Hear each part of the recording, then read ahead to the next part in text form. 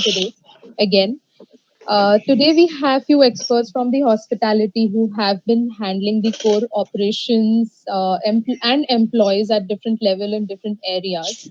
So we will have them, give their insights, their views on how things will be, post lockdown and how we can overcome them, brace up ourselves to such situations in future. Let me introduce you all to all of these guys who are with us today, starting with Miss Annabelle Rodrigues. Thank you, ma'am, for joining. She is head of department at Don Bosco College, Hospitality Studies. Then we have Mr. Prabjot Singh Bedi. He's founder CEO at Eclat Hospitality. Eclat Hospitality is into consultancy, recruitment, training. May I request all the audience to keep their microphone on off mode and videos on off mode, please? Thank you. Then we have Mr. Karan Tanna. He's the founder CEO at Ghost Kitchen Private Limited. He has a lot of recognitions under his name. So he was been recognized by Forbes on 30 under 30, Entrepreneur 35 under 35, most influential young Indians. 19 award was given to him by GQ magazine, and he is the head of NRAI Youth Committee. So thank you very much, sir. Welcome on board. We also have Pankaj Kamble. He is secretary at Indian Flair Bartenders Association and also the owner and founder of Flairology Bar Academy, Pune. Thank you all for joining with us today. Things are very uncertain right now. There are very complex situations. A lot of people are speculating a lot of things that are going to happen operationally, structurally, globally. But then, definitely, a hospitality business, it goes much beyond structures, systems, processes. It has more to do with the employees also. And here, the values like trust and the work culture will come into picture. So, on that note, I would like to start the discussion and have my first question to Mr. Prabjot Singh Bedi. So, with many restaurants closing and staff being, laid off, what measures should industry people take for the employees without a job at the moment? Hi everybody. First of all, thank you for having me. Honestly, it's nice that the industry wants to talk about these things. Am I audible to everyone? Yes. Yes, sir. Great. It's a difficult question to answer. I was just posting yesterday, about restaurants closing. There was a beautiful article by Pooja about Leh 59 in Colaba shutting down. While it's easy to say that people should look after their staff, make sure this time is used for training, upskilling, etc. I think the reality of the situation is if the revenues are zero, it's almost impossible to kind of hold their hand for a long period to come. Having said that, if you can, then definitely look at this time to keep at least the 20-30% of your top performers. Make sure you look after them. Try and give them some level of inputs in terms of skill, in terms of emotional intelligence, maturity, leadership skilling, stuff like that. But by and large, I think most owners will tell you that it's nearly impossible to try and look after all of them unless, like the US and the UK, the government steps in and gives out some kind of economic bailout to the industry. Okay. So, actually, it's very, very uncertain and something to speculate about. I completely agree with you. And my next question would be connecting to this, would be to Ms. Annabelle Rodrigues. So hiring new talent is definitely freezed at the moment that we also got to know from even Mr. Bedi in the hospitality industry because of the current situation. So how should students specifically, because you head, hospitality school, how should students brace up with this upcoming situation because this is the time probably the campus interviews are already done and new batch are they are going to get into market, so how should they cope up with such kind of situation? First, thank you so much, Priyanka, for inviting me to this panel. I'm very, very happy to be here. I'll just give you a thing that I wrote out to my kids on WhatsApp at the first week of April because we could see what was coming. To my dear TYs, I do hope all of you are safe and well. Along with this lockdown, I do hope you understand that you will have to rethink your futures. The hospitality industry will take a year and some to get back. Every job placement is questionable right now. So let's get creative and figure out how you are going to be productive and turn around. A must at this time is to invest in yourself. Get yourself physically fit, emotionally strong, and academically sound. Invest in research. New avenues of job placements will have to be looked at. Hospitals, MNCs, startup health food services, product development, curate new experiences around wellness, home chefs and services for parties that we hope that will come back. Home chefs and veg and vegan food menus, registries for bartending, food prep and production houses. I do hope you're all thinking and brainstorming to realize that your future is what you make of it in the present and of what you plan ahead. So you have to have a plan A, B, or C. Now, the idea is we have to completely and get them to change their way of thinking because the life that we're going to be facing now is going to be a complete 180. So they have to realize that the normal path of walking into a five-star or a standalone and getting the training and continuing is not going to happen. We on our end would be, as soon as they come back, get ready for exams, we will be reinvesting in them. The entrepreneurship workshop that we had at the beginning of the year, have like a recap, and then hopefully have people from the industry come in, especially entrepreneurs who can kind of hold their hand through the incubation period and get them on their way.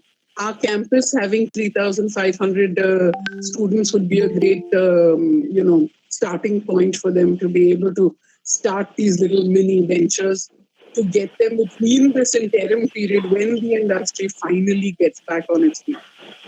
So that's my take. So, is this a good time for students to learn more things? Enroll for courses, up their Absolutely. skills, upgrading. Absolutely. That's all we've been doing is sending them different workshops that they have to go for or different competitions that they've been taking part in for culinary and, things that people have been putting just so that their skills are kept in touch. And another very important thing, all of them are cooking at home. So for the culinary students, that was a must. So, and they had to post their pictures. Needless Okay. to say, the first year students are always more eager. But Right. but they've been getting there. Right. I mean, yeah. I mean, this is going to be like a very 360-degree change that is going to happen in the industry, and the support probably students need to get is from the colleges. Rightly said by you. I'm coming to Mr. Karan Tanna. So, sir, I would like to know from your end, what changes or steps do you recommend the organization post lockdown with regards to staffing structure and work schedule? Because this is something we really need to look into, and probably people need that hand holding to happen now. Hi, thank you for inviting me. It's a privilege.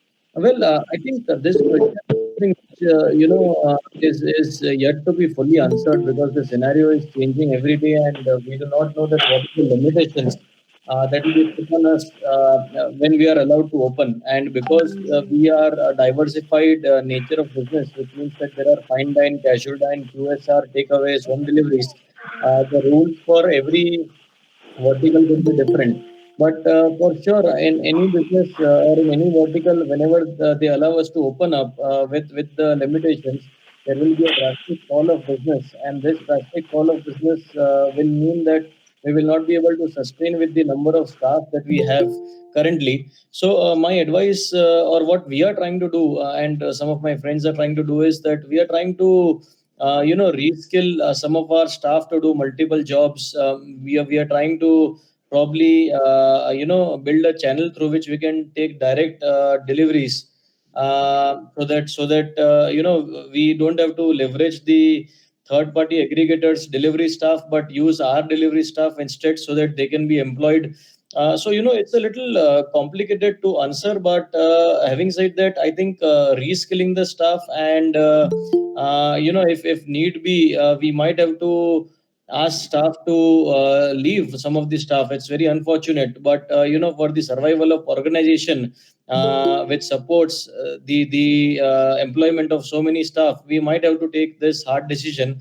But besides this, I think reskilling is something that we could do, and for profitability with lesser staff, we could rework on our menus, have smaller menus, eliminate certain sections which are not contributing to sale, and there are various ways which are very subjective to a restaurant that they can save on overhead expenses. But my strong understanding is that after lockdown is opened up will be the most critical phase for next 3 to 6 months, and that's when we will see the highest mortality rate. And we should all sit on our cash as much as possible and try to reduce overhead expenses, even if it means temporarily reducing the staff. Unfortunately, that's the only way to survive long term, to be able to generate more employment. So I have, like, we were been discussing with other experts also, and there was something that came up, like, rather than laying them off completely, is there something like underemployment can be applied? Say for example, like, making your staff work half a month, or instead of making them work for 12 hours, come half a day, and probably somewhere you could just adjust them. Is this I mean, this kind of process or system can work for certain businesses, or this is not something that people should think about? Yeah, I mean, for sure, if it makes sense for a business, if it makes financial sense for the business, they can consider. But there are various limitations to considering.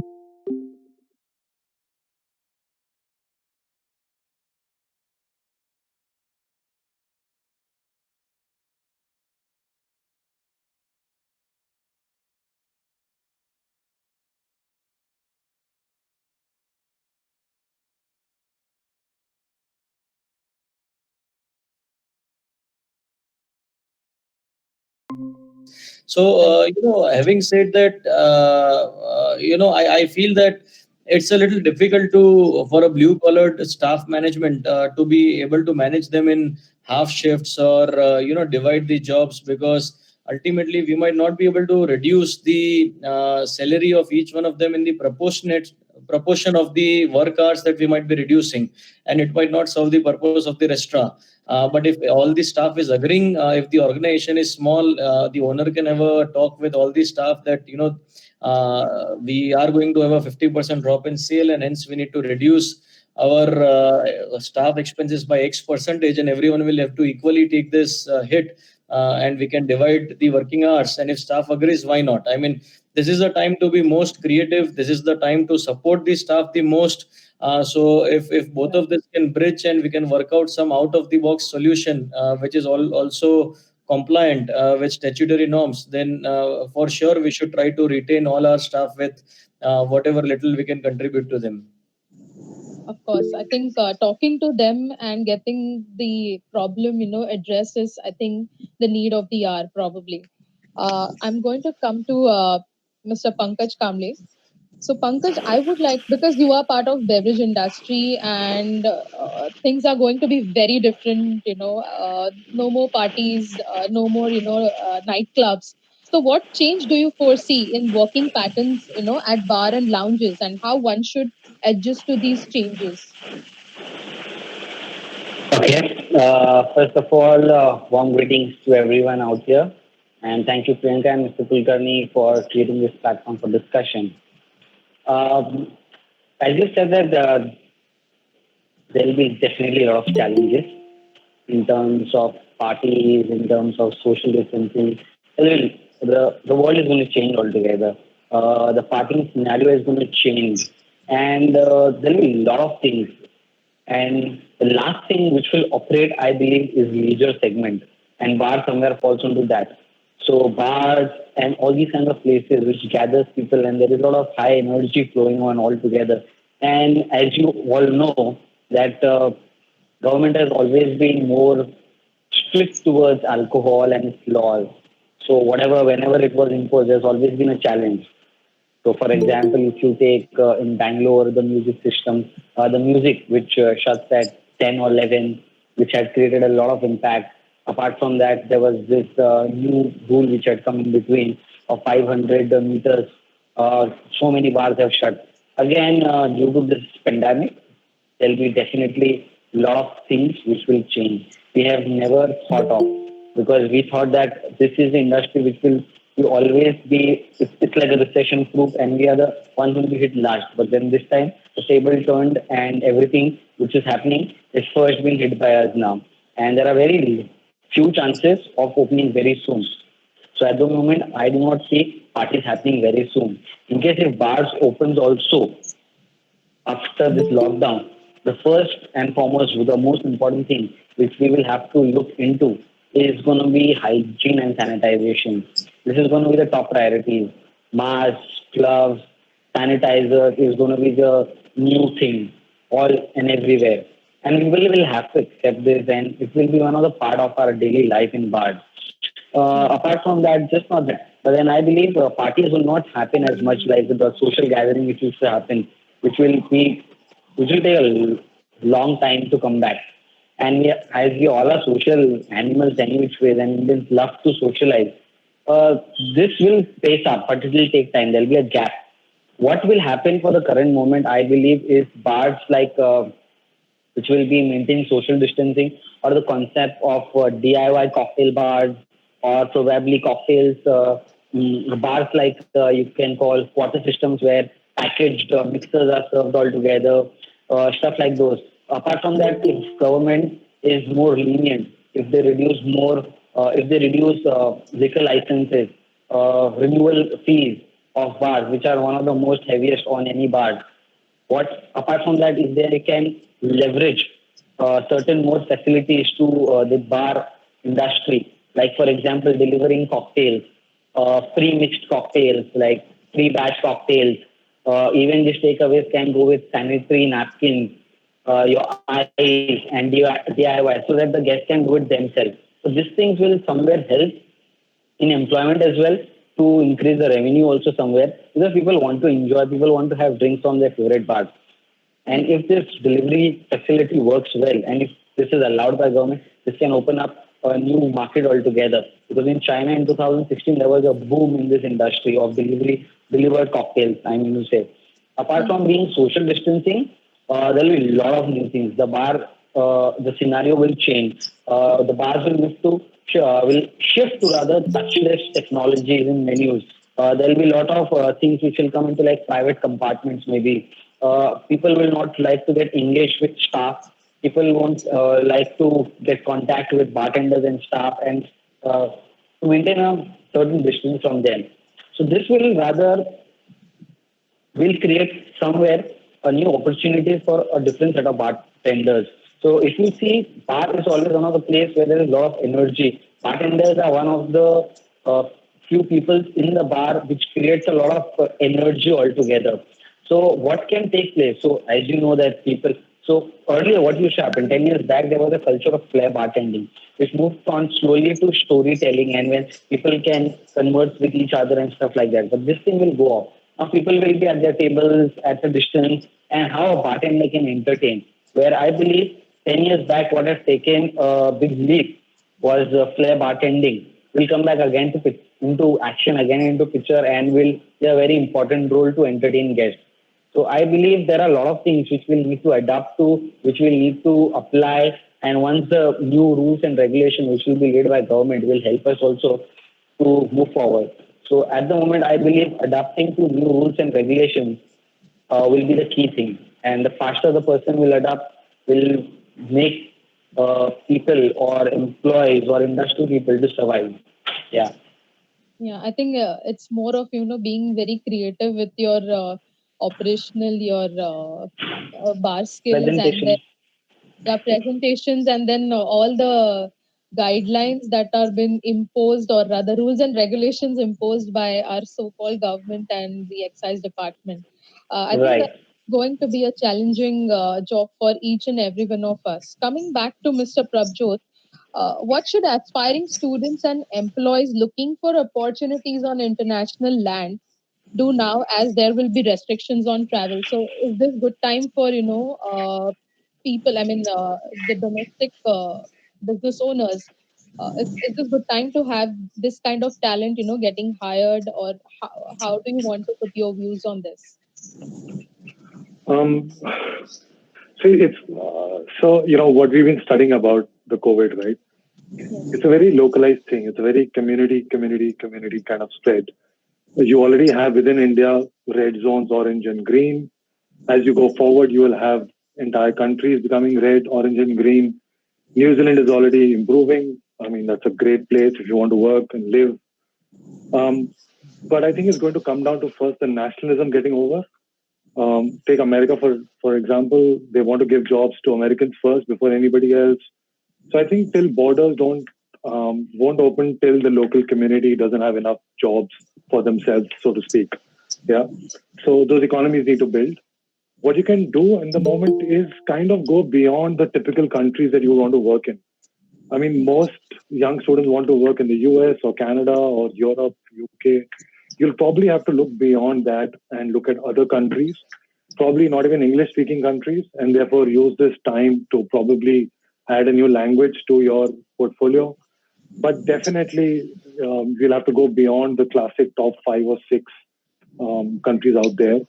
You'll have to start building a portfolio. You'll have to start showing that you have added to yourself in this period. But having said that, there are jobs that the world doesn't want to do that Indians are very, very good at, or Asians are very, very good at. And I don't see that changing at all, actually. This is not a typewriter versus computer situation. The typewriter industry was dying, computers came in. I don't think we are dying. I don't think the basics of hospitality will change. It's a question of when and how much. Okay, I mean, but then there should be something that even Indian business owners or outlet owners should also consider giving an opportunity or creating such scenarios in India, which probably stop us from brain drain that is happening. Obviously, you can't stop someone from going out or exploring those opportunities, but yes, this is again coming back to upgrading your own skills. So what would you suggest, like what would be the best possible training options or upskilling options, upgrading their own capacities, capabilities, to go and work in those markets? So what would Sure. you suggest, ideally students or even the employees who are currently been laid off or been asked to be under that unemployment sector? Sure. So first, the brain drain can stop, right? We just have to reverse the exchange rate. I mean, Okay. if you can get 75 rupees for $1 right now, you should probably get $75 for a rupee. You will see people don't leave.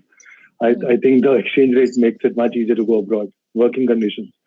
Having said that, specific skills, like I said, I think language is first. Absolutely, right? I mean, you cannot go and work in Germany if you don't know German. You can't go to France if you don't know French. Right. So take this time to probably go beyond the English-speaking countries, right? I mean, IELTS is anyways a big thing for people to crack from India to go to Canada or UK, US.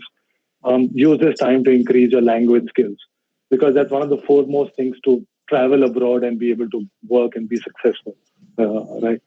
So that's one, and that's a non-hospitality skill. It's a com skill, like we call it, right? Other than that, you probably can start picking up um, COVID-19 specific work processes, right? There is now online certifications for having understood what viruses are, how they work, how they operate, what is social distancing. Just take those tests, add to your knowledge. Probably even if required, do skill videos while practicing those things. So till today, you probably have a skill video of you chopping an onion or serving at a table. Make it with a mask now, right? Make it with how you would in the real world. But by and large, um, it's not a question of that people didn't get selected earlier because of skill level.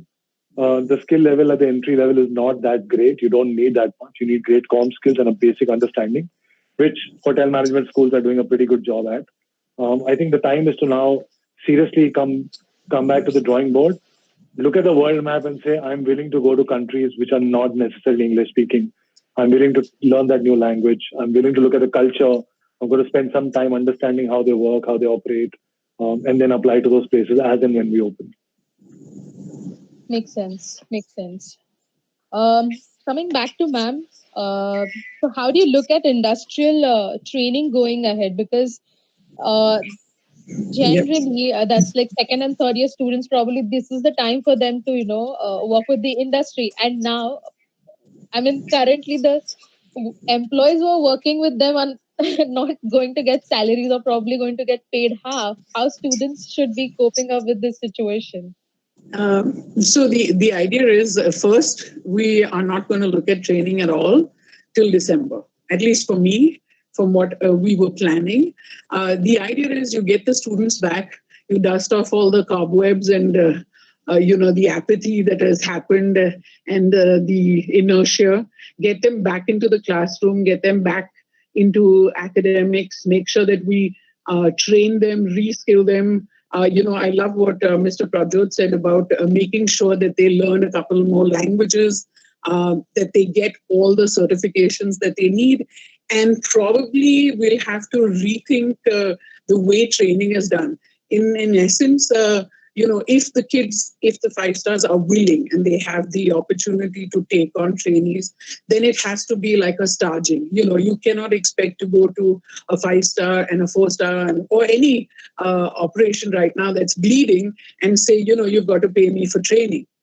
You have to be that person that will take that cut, make sure that you just get enough to travel, and then go for training probably in the month of December, Jan, till the month of June. They come back, they have their exams. Now, we cannot have everybody doing that, but in this year specifically, we will have to do it. There's no hotel that can open up to training right now, and so take the time to finish the portion for the second years, and then hopefully they go in the month of December, Jan, or Feb, and then we have that till June for them to be training. However, not all the hotels are going to be able to give our students, because we have apparently 35 hotel management schools in Mumbai, in the greater region of Mumbai. Now, which would mean all of a sudden you'd have all these trainees landing up at the doorsteps. Not possible. We need to look at standalones and figure out how we are going to get those four core departments addressed. Obviously, in a standalone, they're not going to have bed making, but they can be doing something else that can add to their portfolio for those 4 months. They could be working in a hospital, customer service, housekeeping, working in the kitchen. You can be working in a home, in an old age home for that matter, and instead of it being a dump, you could go in as a student, and as a group, and make sure that it's brought up to better standards. So we can look at different areas rather than the typical, okay, I'm going for training, I walk into a 5-4 or 3-star hotel. So we have to change that paradigm. But however, again, we need to get the university to rethink their methods of marking, so that we don't get stuck in this kind of gray area where we've done what we could to get our students ready for the real world. However, the university is still stuck in the dark ages and does not bring the marking system to where we need it. But I think, hopefully this should work. I get worried for the colleges that have 400 and 300 students, because that's a lot to accommodate in one city. Hopefully the borders will open by December and Feb, and they can train anywhere else. But that's the way we are looking at it, and that's the way we are planning it at Don Bosco. So I'm hoping that, God willing, this plan kind of pans out and the kids are able to get the best of a really bad situation. Yeah, I think even students nowadays they need to take it more creatively and look for more options rather than just sticking to 5 stars, because the hospitality itself is a very big industry and there are different areas that we can look into. Also, one thought that came to my mind, probably digital platforms is people can look forward to. if industry is ready to support, if you have like good connections with certain hotels and brands, probably industry should come forward and do like webinars or something that we are doing right now. They should continue doing this so that students get that benefit of seeing things sitting in the college or at home, like how Right. industry is operating. That will Right. make more sense. That I think that is something that people should look forward to. uh, Absolutely. yeah, I mean, any one of you, if you have any different views, you're always welcome to put in your ideas to this. This is what I think. Probably we should like industry, the colleges, this is the major gap. I think we have identified. People should come together. That is what I feel. What do you You feel, know, ma'am? with our first years, generally in the first 6 months, we have every Friday we have an industry person come and talk to them, and it doesn't necessarily have to be a structured talk. Sometimes it is, and sometimes it isn't. But it's just to break that bridge between the industry and academics. And the other thing, obviously, is no matter what we say, and we'll be blue in the face, it doesn't make a difference.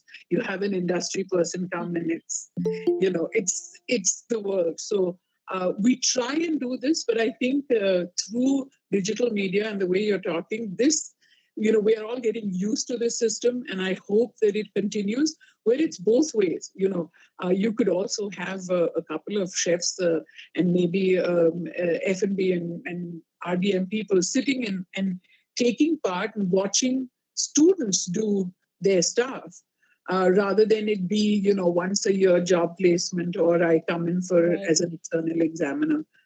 So yeah, I'm going to follow through with this and make sure that it Yeah, no. being involved is something that we need to do at the moment. Okay, so I have question for Mr. Karan. So you have been heading the NRAI Youth Committee. So how NRAI is contributing to the hospitality industry right now at this point of time? Yeah, I mean, taking further from Annabella Madam's comments, first and foremost, NRA Youth Committee is formed to do a lot of proactive measures for the industry. And we have been doing a lot of video chats on our Instagram page. We have done more than 30 video chats with, credible people from the industry. And going forward, we will also have a dedicated mentoring program for the young restaurateurs or for students. So, we are very happy to engage with students or restaurateurs or someone who aspires to be a restaurateur, and support them by giving them access to whatever information or mentorship that they might need. That's the basic agenda of NRAI Youth Committee. NRAI during this time has been extremely involved and very very active. In fact, everyone in the committee are working day and night. We have curated this program called Feed the Needy, and we have catered to more than 5 million meals in last 5. So we have mobilized meals for 50 lakhs people through this campaign, and we have opened up our kitchens to make those meals across the country, primarily top 4 or 5 cities. We have also started a campaign called Rice for Restaurants, wherein through NRI website you could buy the good gift coupons of your favorite restaurant at a relatively cheaper price, at a discounted price. And there also we have a partial payment or deferred payment option available, so that restaurants can collect some money to be able to afford their staff salaries during the slowdown period. Besides that, we are also in Unity presenting a lot of representations to relevant state and central uh, government authorities to give relief, give stimulus, and representing to ESIC and other authorities to help us with some kind of stimulus to be able to sustain. We have got some success in some states as far as excise payment deferment was concerned, or excise interest cost reduction was concerned. So yeah, we are working at all fronts, right from liaising with the governments to push them to give us some help as an industry, because because after railways, we are the highest employer industry in Right. the entire country, but we are not recognized. IT industry, which employs half the employees than what we do. I mean, we employ more than 7.5 million people, and that too directly. There are a lot of ancillaries that employ furthermore, and IT has a ministry to itself to look after their interest. But hospitality does not have a Yes. single point contact to give any kind of representations. So it's a little strange that the restaurant industry has not been given a due focus, but we are trying to mobilize that and push that to the best extent possible. So, is there anything that is going to come up from NRAI for employees who are currently I mean, is there, because there's ideally see, there's a restaurant association, but anything people could relate to or go back and raise their concern to. I think US probably all these restaurant owners, they are giving them employment links to go and look out for more jobs or another opportunities. uh, will there be something that will be coming up like this, maybe through NRA or any other association that is currently there in India? What do you think? Well, see, NRAI is a industry body, and it works for the industry and for the interest of industry. So NRAI is not in a position or in an authority to give out, a directive to the industry or to employees or to owners. Right. NRAI can just issue advisory, and NRAI is issuing advisory from time to time. Having said that, in larger interest of industry, and because NRI is very close to the industry, obviously we understand what are the problems that restaurant owners are facing in Right. terms of cash crunch. So Right. I don't see why NRAI should be giving any directive for any of the modus operandi or any of the decisions that restaurant owners want to take about Mm. their employees, or employees want to take about their future. But we are in unity representing to the government that ESIC is actually an insurance body, and during such times, I mean, these are the worst times. There cannot be a time worse than this. During such times, the insurance has to be revoked. The government has huge chest of money lying in ESIC, and now is the time to release that money to help the industry. So that's what we are Right. pushing very, very strongly. And currently we don't have any confirmations, and we are hoping that we should be all of us are hoping that we should get some kind of a stimulus from the ministry. Great. And now, I mean, taking forward what you have just mentioned, I also have similar question to Pankaj Kamble, because IFBA has come as a really helping hand to the entire industry, specifically, bartenders whom they are connected with. So, Pankaj, would you like to, highlight on things that IFBA is currently doing? Okay, so IFBA was just formed in 2019, and this platform was started for bartenders to promote their skills, basically more of flair bartending. But looking at the situation, which moved on to and we got into this Corona thing, we thought of getting and helping the industry people. So we started a campaign called Support for Bartenders and Hospitality Professionals. So what we felt after a discussion among our board members, we felt that what the basic need at the moment, the need for the hours was their basic food and meals for few of the families or from the industry, from the community. So what we felt that we need to help these people. So we started up this initiative, and the moment we launched this initiative, there were a lot of inquiries and calls and stuff like that coming to us for support and help. So majorly we were looking for the two causes. One was for the basic food for them and their family, and the second was emergency medicals, apart from Corona, because Corona has been taken care majorly by government. And in case if they need help or assistance in that also, in terms of monetary, we were there to help them. And yes, we had solved few cases in terms of medical emergencies. But there, at this time, what we felt, people were really very hit hard in terms of their jobs, because they don't have jobs, they don't have any incomes. And a lot of employees or industry people or people at a very low scale phase are hit the most, and we felt the need of helping them. So at the moment, we have got more than 200 of people registering on the website for help, and then we have reached to around 80, 90 people for their monthly rationing, and few of them for their medical expenses also. Apart from that, we just did not face the challenges in terms of finances, but then there were other cases which had come up over the period of time where people were facing a literal situation of stress and anxiety. So people have literally started calling. So at the start, a few of our board members were directly in touch with the calls and the queries which were coming, and uh, we had answered calls, and we had heard situations which were like very difficult, the situation which we cannot even go through.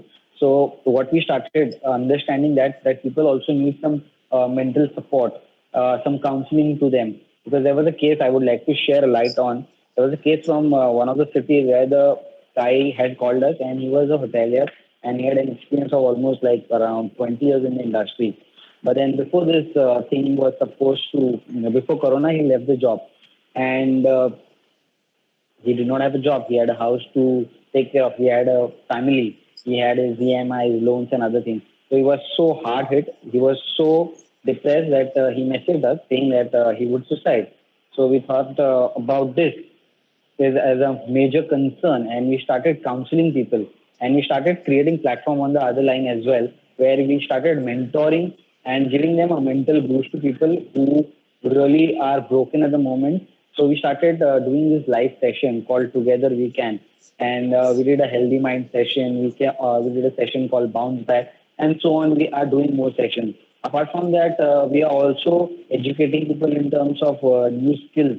So we are tying up with multiple brands and also helping people to learn new things. So at this time, that's all we are doing, and luckily we have got funds, and we are waiting for more because there are a lot of inquiries which have been constantly coming on, and we hopefully hope that we could help as many as we can. Yeah. So, are you seeking any additional help from the industry people? And how do you guys want to be get supported for your initiative? See, as I told you, we started this in 2019, and it's just a new organization altogether.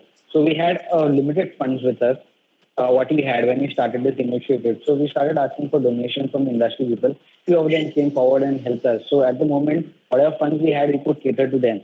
And yes, there are some few of the industry companies who had come and helped us. We are looking forward for more of them because the number of inquiries we are getting, they are in huge numbers. So we'll be requiring help on a very larger scale. So at the moment, we are in talks with a lot of companies, and if they come forward to help us, so it's just basic needs what we are providing at the moment to all these people is just with their monthly rationing for them and their family. That's all. Yeah. So I'll just go through few questions. Probably, our audience have asked. Priyanka, can I just step in for a second? Yes, of course. When Pankaj was talking about all these people who have been in the industry for so long, may I please suggest to all of them, when college does start, we would love to have these people come in and give classes, and in whatever way we can cover the hours that they come in, we would be absolutely grateful, because to have that volume of that vast knowledge being wasted. We'd love for them to come to the colleges and make themselves available to us. And in whatever way we can cover them, we'd be glad to. So, and I say that to everybody who's out there and who's listening. Bring your experience to the students. It would be of great value. So, thank you. Thank you so very much. We will put on this, and we will definitely get you connected to these people. And it will be Absolutely. really great help. Yeah. Thank you. Yes. Thank you so much. Thank you so much for the initiative and Thank helping you. that, bringing forward this thing. We'll So follow we it up for sure. great. I mean that's a good thing that is happening over this discussion. So lot of, we have two people who have agreed on give employees half salary better than unemployment. But again, it purely depends on the business. If anyone of would want to share your views on this, probably you can add more uh, facts or figures that you want to, because everyone is like, there are a couple of questions that we have received on the chat that everyone is talking that people who are unemployed, they are currently in a situation that they need that help, they need that support. So what ideally can be done, or how they should pull themselves out of this situation? Yes, we have already spoken through all these questions, but if there is something that you want to add on from your end, please go ahead, any one of you. Um, okay, so just to give you I was a restaurant owner for close to 17 years, but not in this country, in America. And the thing is that the two things that people look for is covering their insurance, just so that they'll have medical insurance at a time like this, and obviously food. The rest of it can be taken care of. Now, when you have a restaurant, you definitely have the capability of going back to, purveyors to ask them for breaks on certain amount of stuff, so that you can make packages for the employees that you are probably having to put on furlough. But the other thing is to go out to your insurance company and start hacking at them and saying, you got to help me with a better package so that I can take care of these two basic needs. Obviously, if there is no income, I cannot get blood from a stone. But I can definitely make sure that these two things at least can be taken care of, which is something we did for, there were, while I had the business I worked with my sister and brother-in-law, we went through 3 downturns, and these were the kind of things that we had to do, just to make sure that we kept the doors open, and we managed to do that for so many years. So just a suggestion. I don't know how it runs here as far as standalones go, whether that's even possible, but I'm sure it can be at least looked at. So I would share my own experience. 2008, 2009 was the time, there were lot of jobs were not there, at least in Indian hospitality industry. I mean, due to recession and the times that we were in. But then, yes, I was probably one of those who were like waiting, for myself to get into the industry. The best thing that I probably did was, I completed my bartending course, post my hotel management graduation, and then that was like a cutting edge that obviously it reflected on my CV. So probably yes, students can this is the best time, even for the employees who are currently not working. There are a lot of courses that are available online. They could get into and learn more things, get their learnings. I mean, basically whatever they have learned, they can unlearn, they can relearn. This is the time probably we need to get into, and that's the best time to utilize for upgrading oneself. Also, so Prabjot sir, I have a question for you. Do you think that work culture needs a shift in Indian industry? The way we have been operating conventionally, there have been cutting corners. There have been a lot of things that owners have a different perception towards employees, employees having different perception towards owners. So what do you think, that what cultural shift or work change, work culture probably is the right word, should happen, or should start developing in the Indian scenario right now? Because this is a time that we need to get adjusted, get look into our process and restructure ourselves probably, or realign ourselves. Would you like to highlight, because you are coming from that background where you must be having a lot of people coming up with this question? Yeah, you're probably going to get me killed from my clients. But so first, I want to go back to that idea of learning, for the training for students, right, who are not able to go back to hotels to train. I would love it if the industry gave GoPro cameras to their staff and just did a live feed to anybody who wants to see what the hell they're doing all day, right?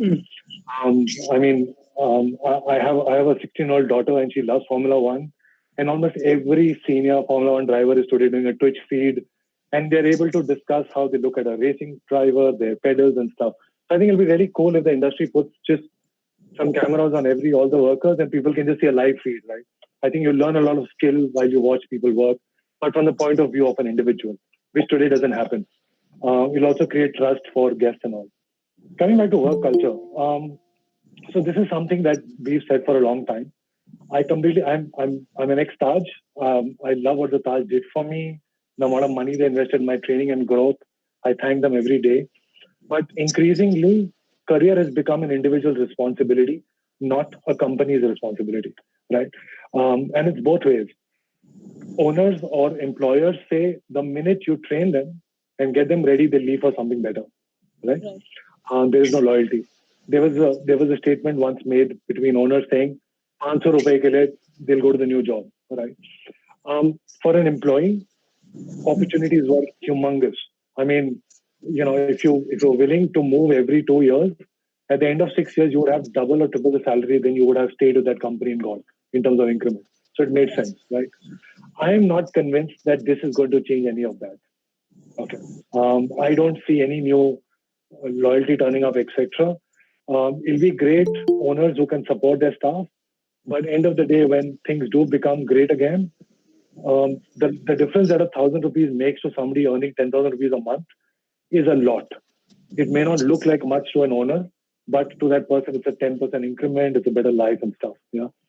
But I want to take this opportunity and talk about two key trends that we see at Ekla Hospitality. One, I think there's going to be a huge displacement of people. People have come back to hometown. They're going to come back to where they live, families, etc. And I think those areas will start seeing better talent, because the talent was first concentrated in the Mumbai and the Delhi and the Bangalore and stuff. So you will see better talent at local communities. So a local restaurant, because it's in the green zone, does have deliveries going out, does have people coming out, but was never able to hire great talent, can now do so because people have come back to hometowns. So I think that's one big trend that we will see in the future in terms of recruitment, and people should look at it seriously, right? The other one that we see coming up is the use of hospitality skills, but in other industries, right? Today you have only one way to order on a Zomato or a Swiggy, but let's imagine it as a room service now. You now have an order taker who you can call, talk about what you're feeling like eating, what is good, what's not good, and upselling. And these are skills industry has, right? I know you don't want to be a delivery boy, but a hospitality trained professional will be a better delivery boy than a simple delivery boy, because he would smile, bring that essence of hospitality and stuff, right? And I see those hospitality skills being used in other places, and people should be okay to it. Till life comes back to normal within the industry, you should be okay at looking at those other areas of interest that you may not have done earlier, right? But coming back to the big question of culture, not unless it can be cut off against revenue will you see people spending a lot of money on these initiatives. It is fairly expensive. I hate to say this. I don't know when people will be honest and upfront about it, but our back areas, except the top some hotels, are ridiculously poor. I mean, we have, the way our staff eats, the locker rooms, the changing rooms and all that. Let's not kid ourselves. By and large, the large chunk of the industry, it's not great. If an owner tells me, come to my back area, take photographs, put it live on the internet, I would challenge 80 of them would say out of 100 would say, no, let's not do that, right? And therein lies the rub. If we weren't doing that when we had great amount of revenue, right? Certain nightclubs and stuff had to shut out people. That's the kind of money people are bringing in. How are we going to do that when there is no revenue? There is little revenue, right? 50% area only open, tables becoming lesser, people being scared to come in and eat. How do you then take the cost of serving double? How do you give PPE to everybody? How do you make sure they sanitize with alcohol-based everything? All of this adds up. Ask any restaurant owner. I love our current on this. It'll just add up very, very quickly in terms of cost. So I'm not convinced. Where it will show as revenue, it'll come up. I'm going to take a little 2 minutes more, but when India opened up to the whole American, clientele in the 70s and the 80s, you suddenly had all of those little WC putty, which says that little thing says this will be sanitized for you. Glasses came in their own plastic little kegs and all that. All that happened because we had to visibly show Americans that Indians are clean, right? We had to make those provisions because we were taken as a dirty country. You will see those visual things improve. You will see a sanitized for you will see a chair, little thing, all of those things. Everything that's visible to the customer. Back of the house, I am still skeptical. I love to see it. I would love to be proved wrong, but I haven't seen much motivation earlier. And I've spent 20 years doing this. So. What you're saying right now, a couple of days back, we had a webinar with owners, restaurant owners, and they were like, uh, they would have agreed with you that yes, we are towards it. We are going to bring that change because, see, I mean, even for restaurant owners, Karan, you can put a little insight on this because for the restaurant owners, there's lot goes in. I mean, the revenue goes into marketing, revenue goes into paying those aggregators, revenue goes into a lot of other things apart from salary and maintaining your place. So I think this change or probably the corona thing that is happening, that is going to bring in that positive change in the industry, that wherever we have been cutting the corners, now the owners, they are actually looking into getting more place hygienic and getting their outlets, their staff, and in fact they were like, we will be very happy to showcase that yes, we are the most hygienic place, or employees follow all those rules and regulations that have been prescribed, and that would probably develop that trust amongst the customers, and probably you might start getting people coming to your outlet. I mean, that's probably they are looking forward to. Karan, would you like to highlight on this? How do you want to take it ahead? So, I mean, all what you said is no more a choice. It's a default. I mean, now Right. it's become a part of life, and it has to become a way of life. And as everyone says, it's a new normal. So, Absolutely. even a lot of delivery kitchens. I mean, we have more than 200 internet restaurants, and we are also going to stream all our outlets live after a customer places order until it is delivered, if it is through our app. So, that's the kind of transparency that we are bound to show now, and we should not shy away from it. And we are in a business of restaurant, and we are in the business of running kitchens. We know that it's a very dirty business in terms of operations. It gets dirty, and we were just I say we because I'm generalizing to the entire community, and those people who were already maintaining high standards, with due respect to them.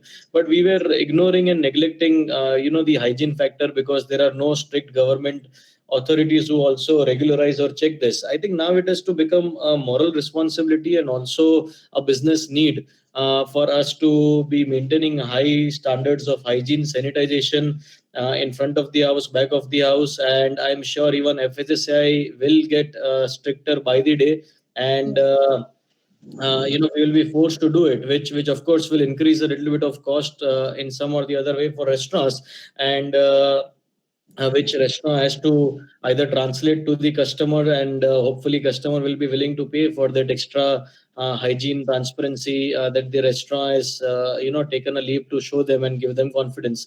So I feel that hygiene and cleanliness, sanitization are all going to be a new normal now, and they are the default. I mean, like we have our calibrations of a good or a bad restaurant, that when we go to a restaurant, and if it's dingy, lights are not on, ACs are not on, we used to move out. Now I think our in customers mind, the calibration of hygiene and cleanliness will be a default parameter to choose a restaurant. I mean, there might be certifications issued by some authorized agencies, and we might just see outside a restaurant, if that certificate is not there, we would be not going into the restaurant, because it would be part of our subconscious decision making now. So I think this is one permanent change which I see, and I hope that is inbuilt in restaurants, and we should welcome it wholeheartedly, and it will only improve the quality of food we serve. At the same time, we need to be very cognizant about how we take care of this new changes. There will be new agencies, there will be new certifications, the consumables cost will increase. So we'll have to work out a way to kind of accommodate them. At the same time, I feel that there could be, and we are all hoping and praying, an opportunity where we at least now finally come to some kind of a realistic real estate cost.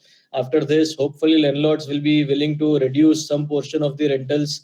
So I think if we can probably save money there and come to a realistic real estate cost, we won't mind spending a portion of that saving on making our quality of product better, because that's what we always intend to do.